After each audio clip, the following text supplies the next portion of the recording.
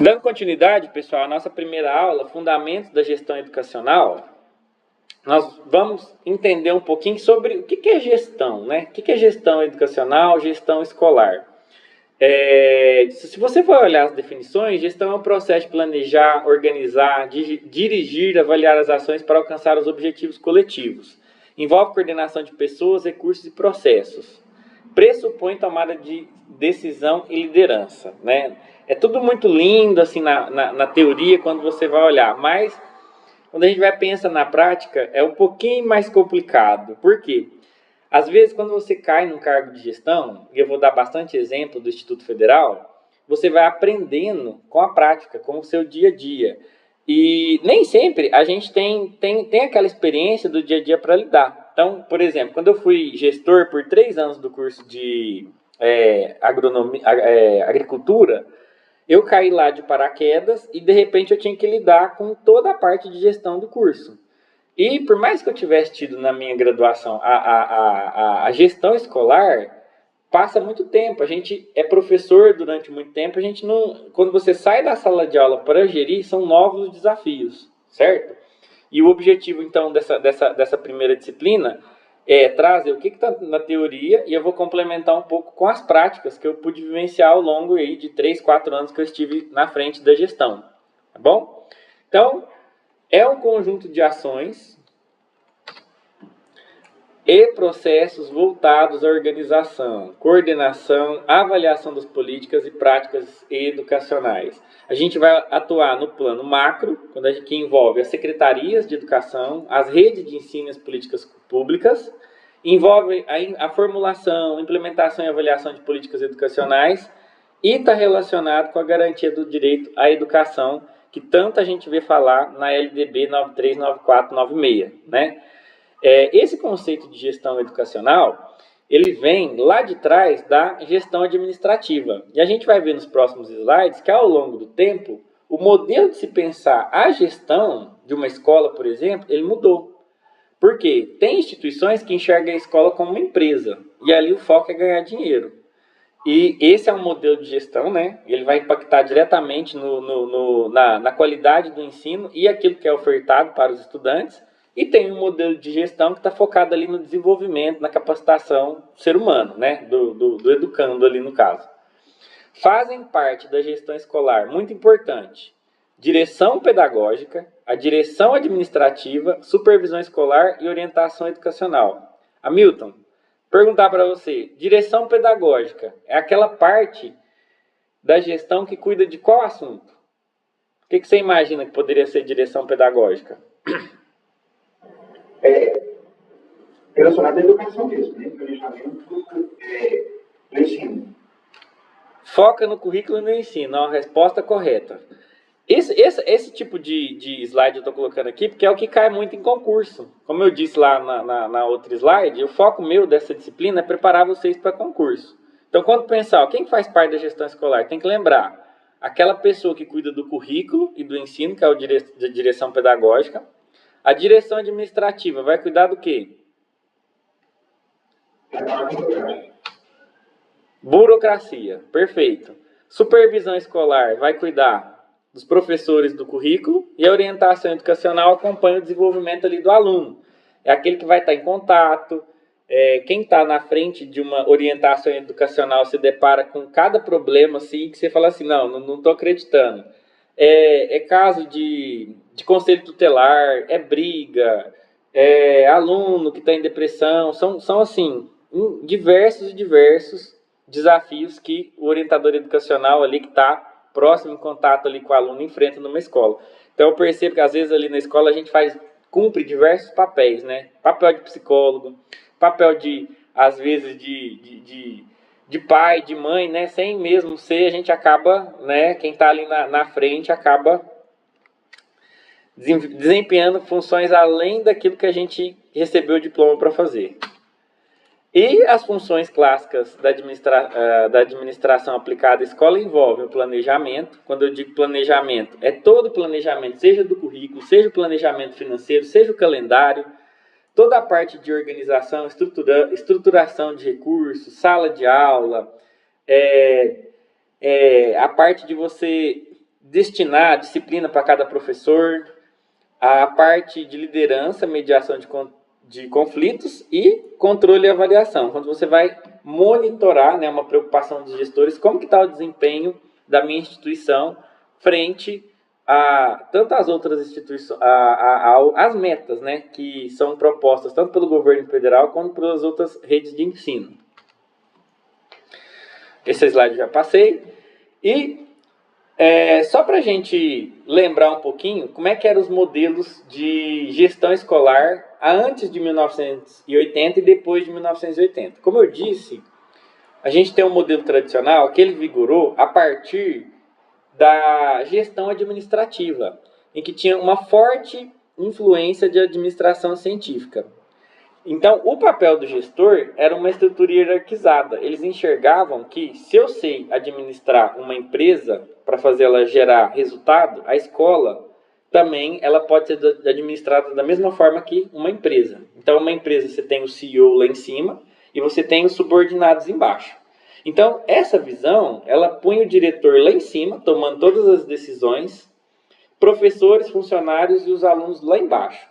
Então, esse modelo de gestão escolar, ele tinha o diretor como autoridade máxima, ênfase na burocracia normativa. Isso é o que perdurou até 1980, tanto em instituições de ensino pública quanto privada. Esse modelo tradicional, a gente consegue ver ele até hoje, principalmente em escolas particulares. Por quê? Porque ali realmente é uma empresa que visa, dentre outros fatores, o lucro. Então, você tem o diretor, que ele tem a filosofia dele, ele manda e os outros obedecem. Geralmente é o que eu costumo ver, né, nas escolas particulares. Eu também tive a oportunidade de trabalhar em escola particular. Muitas escolas estão abertas, né, mas geralmente tem ali o diretor como autoridade máxima da instituição. Já com a Constituição Federal, né, de 1988, com a promulgação da LDB 939496, o modelo de gestão da educação ele passou por um avanço significativo. E aí, a gente vai ouvir muito desse tema, gestão democrática, que é um tipo de gestão que ele envolve toda a comunidade escolar. Então, vai envolver diretor, professor, funcionário, pais de alunos, a comunidade, o entorno onde aquela escola está envolvida. E é um modelo que está proposto na LDB das instituições e é o que a gente sempre foca e é o supra-sumo assim, quando a gente pensa em gestão escolar. Quando a gente pensa em concursos públicos, eu acho que 60%, 70% das questões envolvem esse conceito da gestão democrática. A gente vai ver ele mais para frente. Só recapitulando, né, no modelo tradicional, as decisões elas são centralizadas, tem uma ênfase na burocracia, pouca participação ou nenhuma participação da comunidade, e o diretor é aquele que vai ser o gestor, tanto técnico quanto administrativo. Então, ele vai cuidar do financeiro, quanto também ali do pedagógico da escola.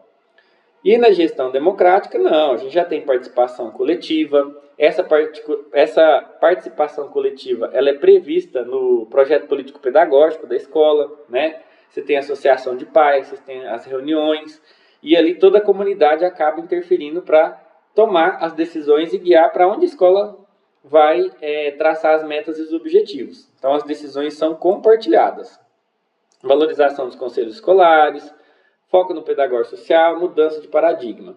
Então, aqui a gente tem dois modelos de gestão escolar. Um tradicional, centralizador, e um democrático, em que envolve aí decisões compartilhadas e a coletividade. Quais são os princípios básicos, né, dessa gestão educacional? O que precisa a gente lembrar quando a gente pensa nessa temática? Primeira coisa, gestão democrática, gestão democrática, gestão democrática.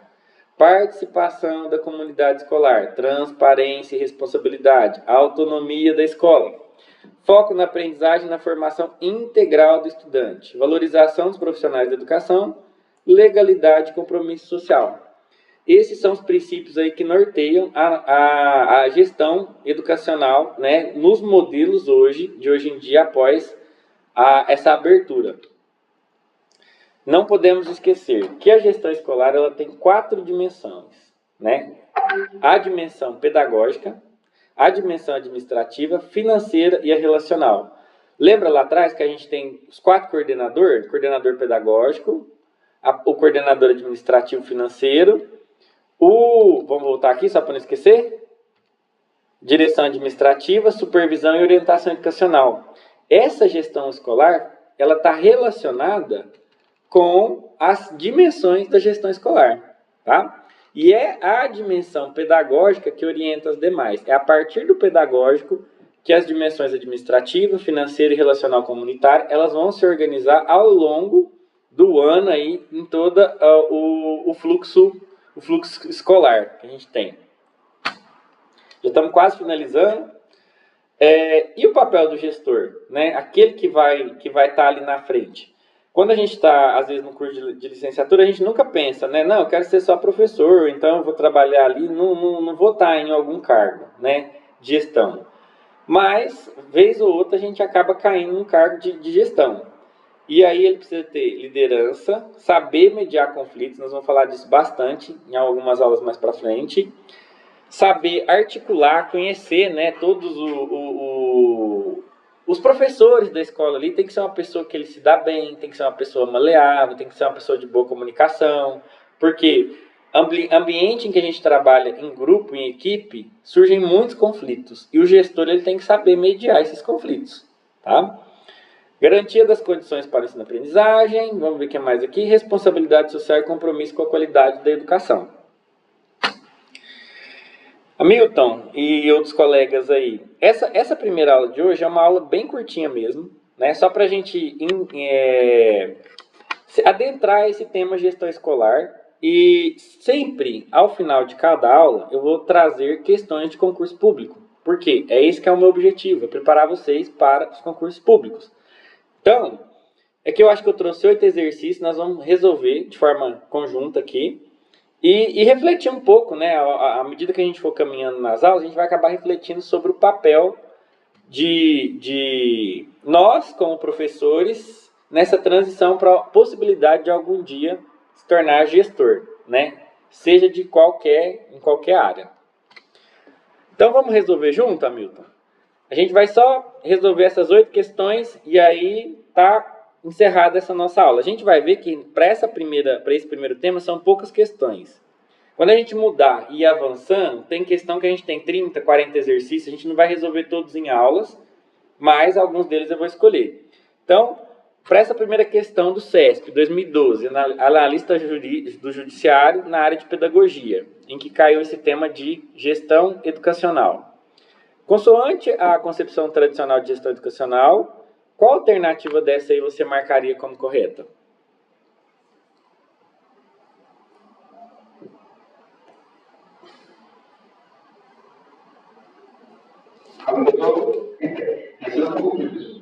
Tranquilo, se eu estiver muito rápido, pode pensar com calma. Vamos ler junto essa primeira questão? Vamos fazer junto? Primeira coisa, ó, concepção tradicional de gestão educacional. Olha essa palavra aqui, ó, tradicional. Vamos lembrar? O que eu falei? Como que era a gestão tradicional? É aquela que é uma pirâmide e você tem quem lá em cima? Você tem um diretor. Vou pegar aqui minha caneta. Nossa, ó, que beleza. Consigo escrever aqui, ó. Lembra que a gente tem a pirâmide, o diretor lá em cima e os subordinados embaixo? Então essa é a versão tradicional. Então, de acordo com essa concepção, o acompanhamento do trabalho dos profissionais da educação realiza-se por meio de mecanismos gerenciais de controle? Tem controle.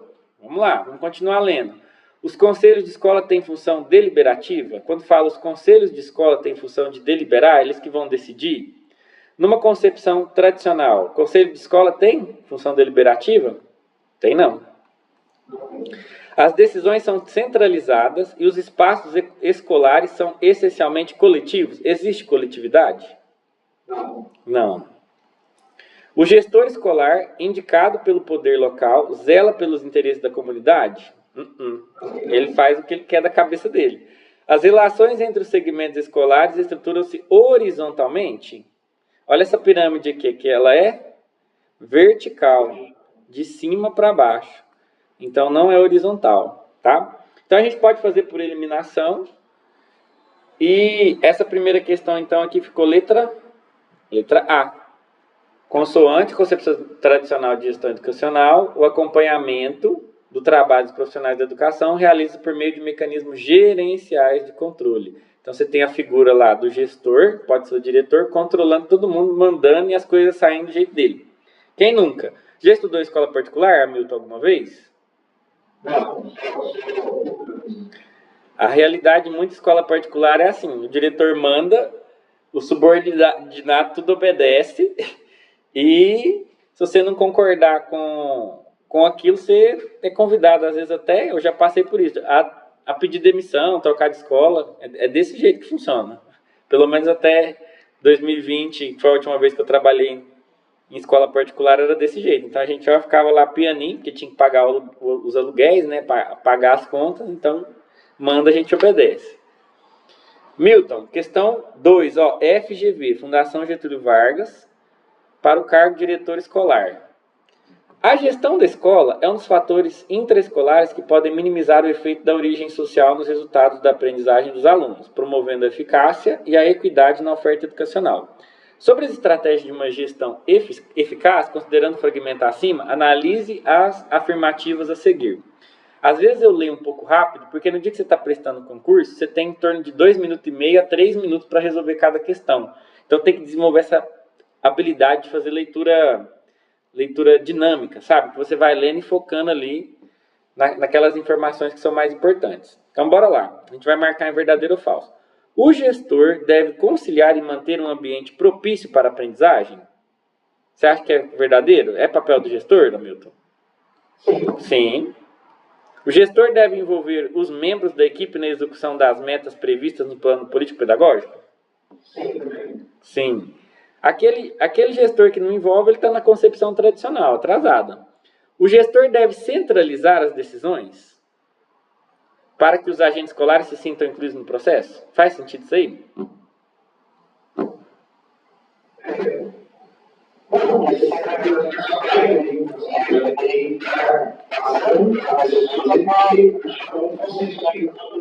Coletiva. A gestão tem que ser o quê?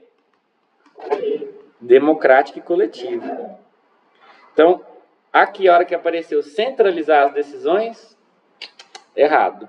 Então aqui a gente tem falso, verdadeiro, letra B. 1 e 2 é verdadeiro. Bom? O tema da aula é basicamente esse. A gente lembrar não, né? Refletir como é que era o modelo de gestão anterior, aquele sem ser o democrático, que era o tradicional, e o democrático, que é o atual. Bora mais uma aqui, Analista do cargo do INSS da área de pedagogia. Tradicionalmente, fazem parte da equipe da gestão escolar. Vamos lá, Milton. É uma questão de graça aí, para você. Quem faz parte da gestão escolar? Qual que é a equipe? São 4.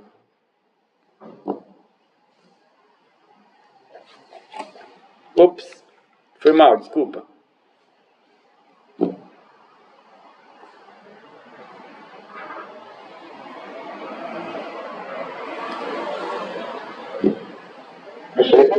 Letra C? Direção pedagógica, que cuida do ensino. Direção administrativa, que cuida do dinheiro. Supervisão escolar, que cuida ali dos professores. E a orientação educacional, que cuida da relação com os alunos. Perfeito. Corretíssimo. Próximo. Sobre a administração escolar, assinale a alternativa incorreta. Então, bora lá. Agora a gente quer saber o falso. Vamos marcando verdadeiro ou falso, que a gente acha mais fácil. A1. A administração escolar é a utilização racional de recursos. Racional no sentido assim, eu tenho que pensar toda atitude que eu fizer, né, seja ela para administrar pedagógico, financeiro, voltando aqui, pedagógica, administrativa, a supervisão, a orientação, tem que estar sempre pensando. Isso que é uma utilização racional. Para realizar, então a administração escolar é a utilização racional de recursos para a realização de fins determinados? Sim ou não, ou deixa quieto para a gente ver depois? Então, quando você tiver na dúvida, eu vou deixar aqui, não tem problema. Bora lá. Configura-se inicialmente como uma atividade exclusivamente humana, já que somente o homem é capaz de estabelecer livremente objetivos a serem cumpridos? Verdadeiro, falso ou dúvida? Tá tudo bem deixar em dúvida. Tá, vamos continuar então. A atividade administrativa é não apenas exclusiva, mas também necessária à vida do homem. Ó, vamos deixar tudo assim, vamos passar a leitura em tudo. Vamos deixar. A administração se ocupa do esforço desprendido por pessoas isoladamente e não como um esforço humano coletivo?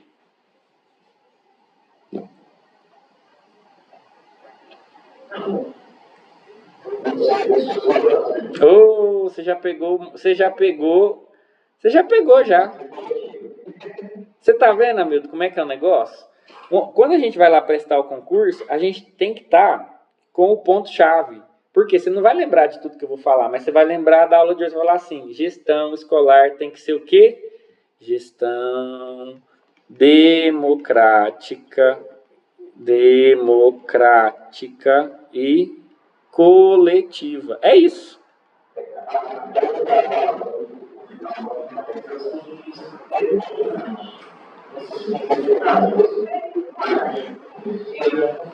Vou explicar cada um deles. Pode ser agora, para você ver? Bora lá então? Então, olha só, eu deixei assim meio na dúvida, porque à primeira vista é assim que a gente se sente, né? Mas com o passar do tempo você vai entendendo o que cada alternativa dessa está querendo dizer. Então, primeiro, a administração se ocupa do esforço despedido por pessoas isoladas? Não, isso está errado, porque uma administração escolar, né, uma gestão, ela tem que ser democrática e coletiva. Então, isso aqui está falso, eu já sei. Agora vamos lá, a letra C. A atividade administrativa é não apenas exclusiva, mas também necessária à vida do homem. Para a gente estar vivo, é necessário a gente administrar, não só a parte educacional, mas a gente tem que administrar a vida da gente. A gente tem que administrar a nossa casa, a gente tem que administrar o nosso dinheiro. É necessário, para você estar vivo, você tem que administrar. Alguma coisa você vai ter que administrar. Então, a atividade administrativa é não apenas exclusiva, mas também necessária à vida do homem? Sim, para você estar vivo, você está ali administrando alguma coisa. Configura-se... E isso, né, é algo que é inerente ao ser humano. Você tem que administrar alguma coisa, é necessário, né? Configura-se inicialmente como uma atividade exclusivamente humana? Sim, já que somente o homem é capaz de estabelecer livremente objetivos a serem cumpridos. É o homem que determina os objetivos. Se você deixar lá o ChatGPT, que é uma inteligência artificial, ele não vai estabelecer um objetivo para ele, né? Então, por isso que fala que ela é exclusivamente homem. É o homem que toma a decisão para onde ele quer seguir. Lembra do aonde eu quero chegar? Foi lá na primeira aula, lá da Alice, que é importante a gente saber onde a gente quer chegar. É a utilização racional de recursos para a realização de fins determinados. Eu acho que a sua dúvida foi aqui, né? De fins determinados?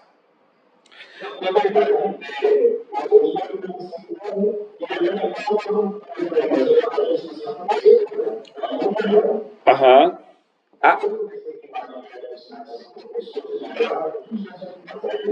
Isso.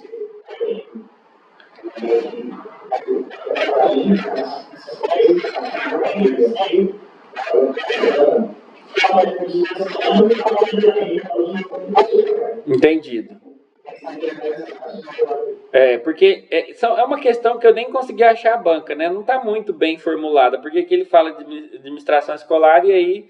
Mas assim, de forma geral, por mais que a gente ficou gerou certas dúvidas na A, B e C, a D está muito incorreta, não tem como não ser a letra D. Bora para a próxima.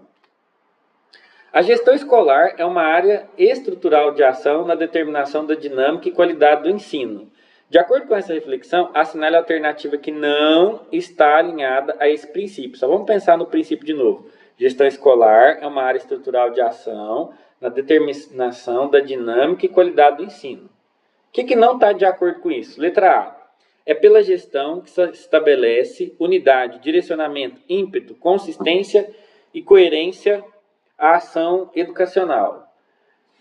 Quando eu leio essas questões, eu fico assim um pouco assim... São muitas palavras, às vezes a gente lê e não faz sentido na nossa cabeça. Então a gente vai lendo questão por questão e vendo aquilo que está mais absurdo.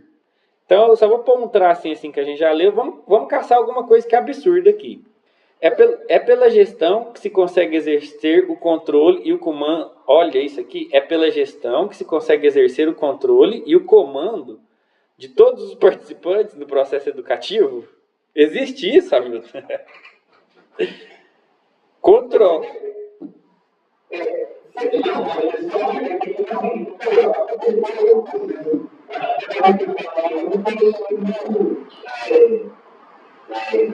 Tradicional. É um controle tradicional, né?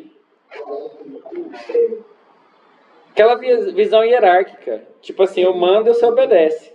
Essa visão... Isso. A palavra que vai descrever esse sentimento que você está pensando aí, como ditador, é a palavra tradicional.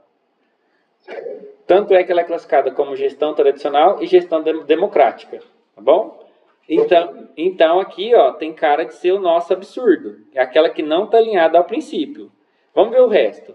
É pela gestão que se constrói pontes. Olha só, olha a diferença. Pela gestão você constrói pontes com os estudantes, sua família, de modo que participem ativamente do processo formativo, direto ou indiretamente, de acordo com suas possibilidades.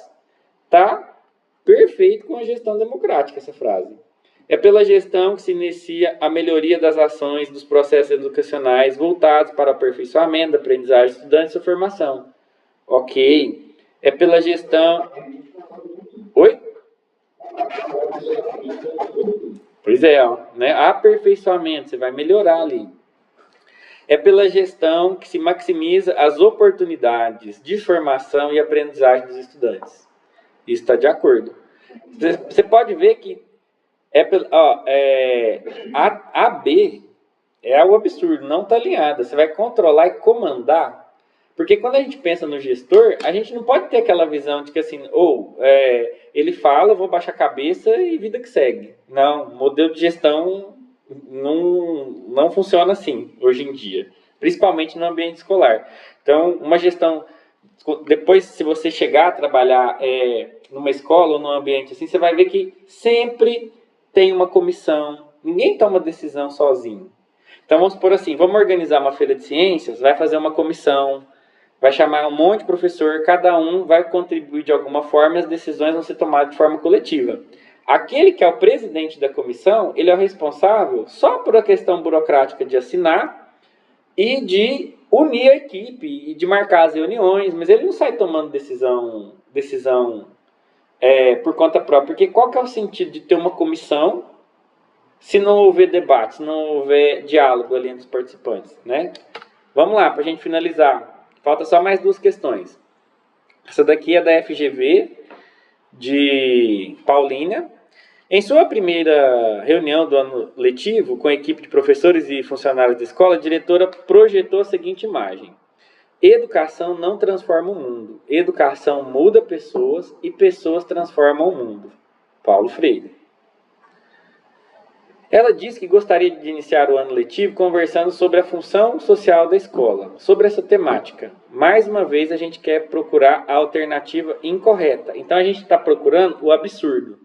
Qual dessas alternativas tem um absurdo? Se a gente ficar em dúvida, a gente vai por aquela que está mais errada.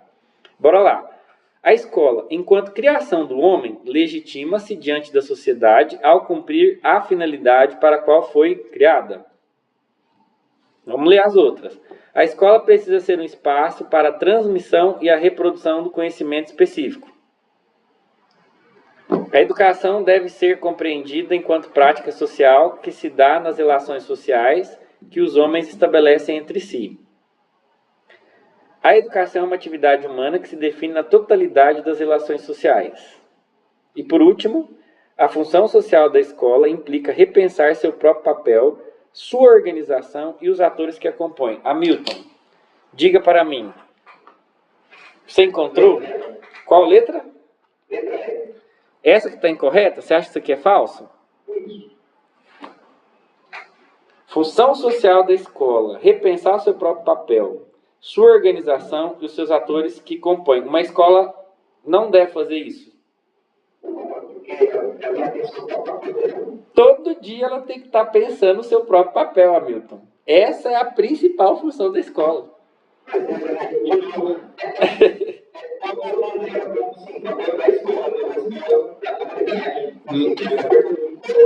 Não, não, não. Ó, isso daqui está super verdadeiro. Ó, a função social da escola implica repensar seu próprio papel.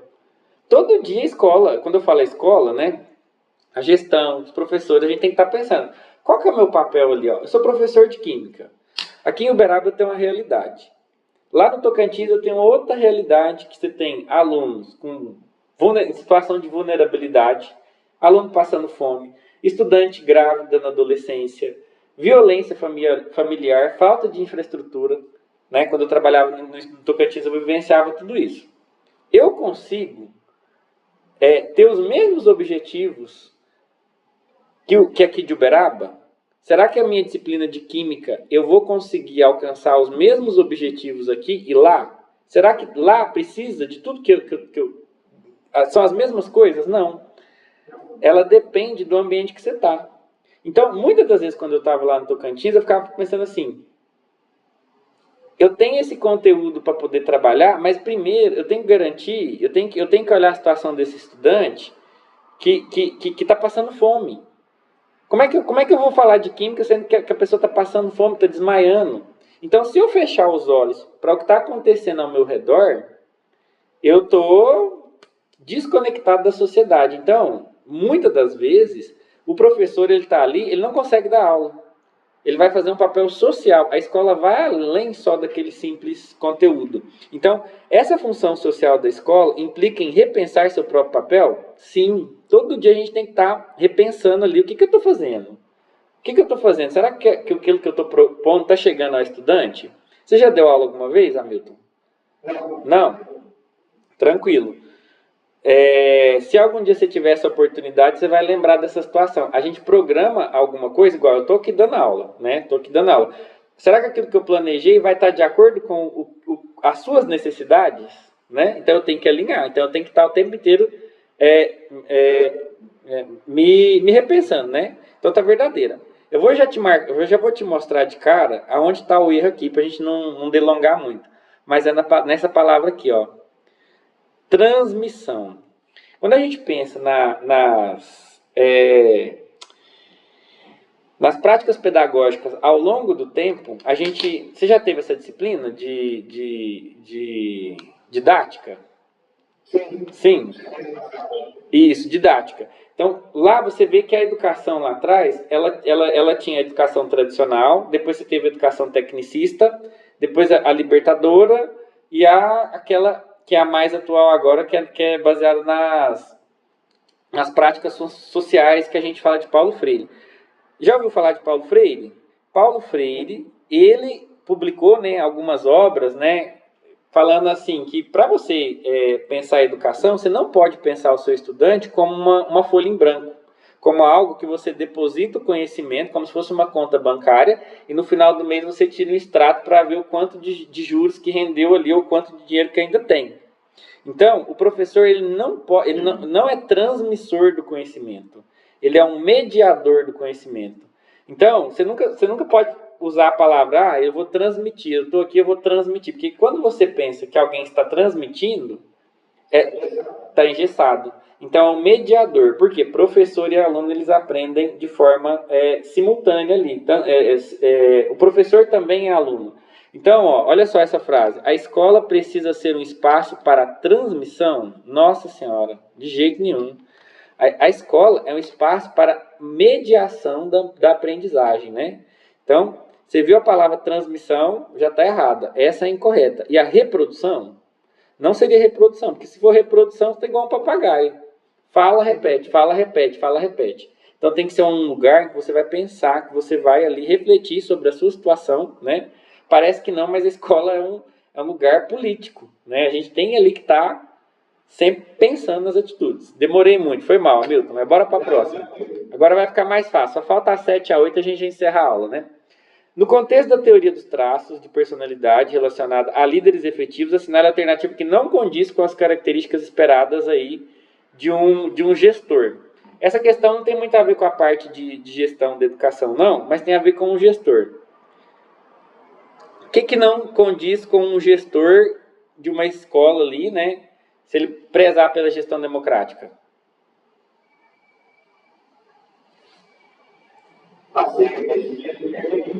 Exato. Essas características remetem a quem? Gestão tradicional. Até escrevi errado aqui. Tradicional.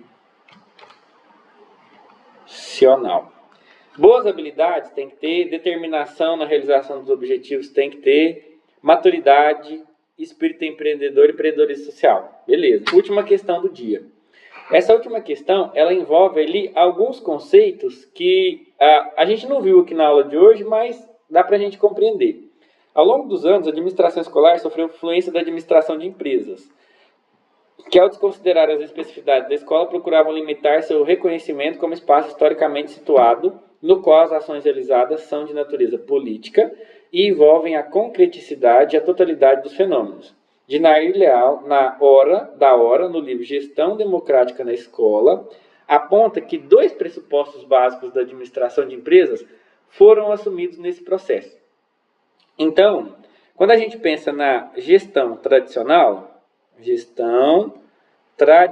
é aquela que vem das empresas. 2 pressupostos caíram no ramo da educação e o pessoal pensava que uma escola funcionava como uma empresa. Quais são esses 2 pressupostos que vêm lá da empresa, que durante muitos anos foi vivenciado na nossa educação?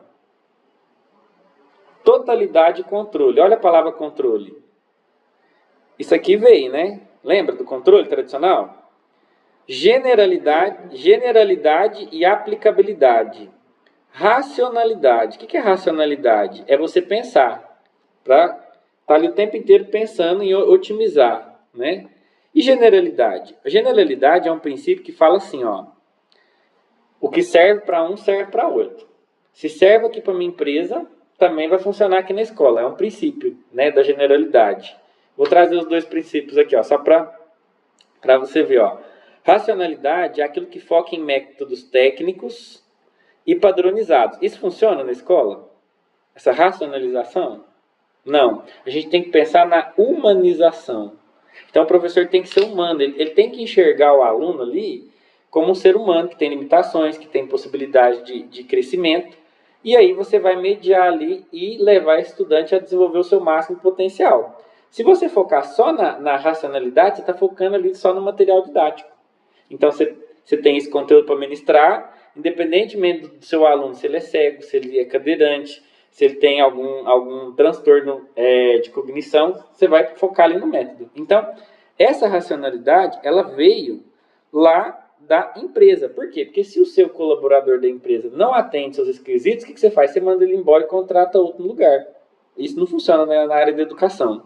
Então, aqui os 2 conceitos que, no início, né, vieram para aquele modelo de gestão tradicional da educação, foi a racionalidade, que era focar em métodos e técnicas padronizadas, e a generalidade, que é aquele princípio que funciona, né, da empresa, funciona na escola, ignorando a singularidade pedagógica e política do ambiente escolar. Hamilton, nós finalizamos aí as nossas questões. Os modelos de aula, né, para os outros colegas também vão ser geralmente assim, não vou fazer tantas questões, a gravação está com 40 minutos e eu pretendo aí que as nossas aulas tenham em torno de 30 minutos de discussão, no máximo, tá bom? Tem alguma dúvida, alguma coisa? Tranquilo? Então as minhas aulas eu pretendo ser desse jeito. A gente conversa ali 10, 15 minutinhos sobre o tema, eu apresento os conceitos gerais e a gente passa os outros 20 minutos resolvendo exercício. Por quê? É uma maneira que a gente está ali pensando de forma dinâmica, prestando atenção, tá bom? Muito obrigado e a gente se vê na próxima aula. Um abraço. Até mais. Tchau.